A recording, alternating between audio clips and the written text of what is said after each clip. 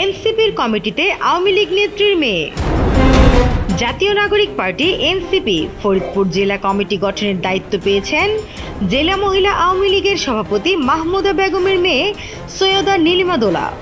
এ নিয়ে জেলা জুড়ে বিভিন্ন মহলে মিশ্র প্রতিক্রিয়া দেখা দিয়েছে।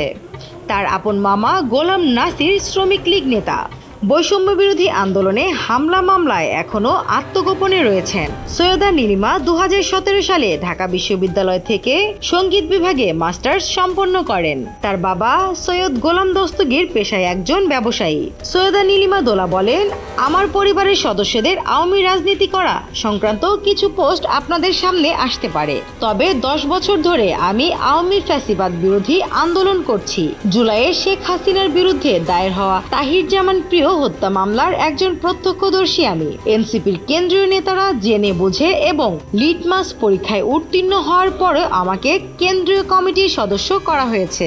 এ বিষয়ে ফরিদপুর বৈষম্য বিরোধী ছাত্র আন্দোলনের সদস্য সচিব সোহেল রানা জানান, তার পারিবারিক ব্যাকগ্রাউন্ড আওয়ামী লীগ। আমরা দেখেছি গত জুলাই আগস্ট আন্দোলনে তার মামা গোলাম নাসির কিভাবে আমাদের উপর নির্বিচারে গুলি ছুঁড়েছিলেন।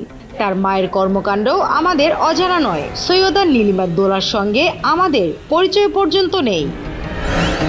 নিউজ ডেস্ক, দৈনিক নতুন সময়, ঢাকা।